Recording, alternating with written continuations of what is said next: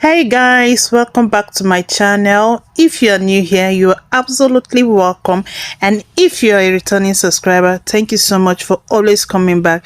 So today's video is something very useful, especially with the way tomato price keeps going up and down.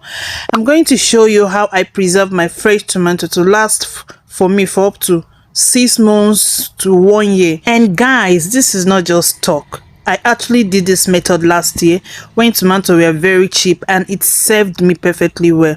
So I was literally using my preserved tomatoes for months without any issues, and guess what, I'm doing it again this year. So if you want to save money and avoid waste and always have tomato available in your kitchen, then make sure you watch this video till the end. So I started by going to the market to get this fresh tomato. I got these 3 baskets, each for 13,000 naira, so everything cost me about 39,000 naira in total, excluding the transport fare. Honestly, it was a good deal then, so I quickly grabbed them. After buying, I took everything straight to the market for grinding. I went ahead to grind everything at the market because honestly that just makes the whole process easier.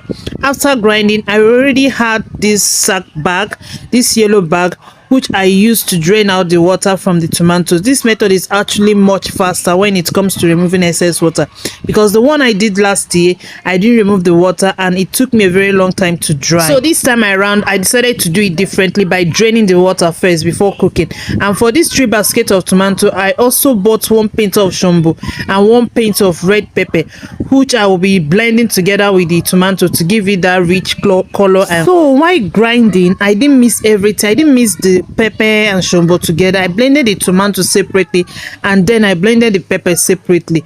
I'm not adding the pepper immediately. I'll only mix it in after I've removed most of the water from the tomato. And for the pepper too, I'm going to cook it down a bit just to reduce the excess water. This way everything comes out thicker, richer, and preserves much better. So when I was done with the grinding, I went home and transferred the blended tomato into a big bowl so I could start draining out the water. As you can see in the video, I placed it in a bowl and allowed the water to drain out gradually. And if you look closely, the water coming out is very clear and neat. So don't think you're removing the nutrient from the tomato. It's just excess water that we don't need. This step is actually very important because it helps to reduce the cooking time and give you a thicker result. After draining out the water, I then proceeded to cook the tomato, and at this point you will notice that the consistency is already much thicker compared to when it was freshly blended. Next, I moved to preparing my containers. I used my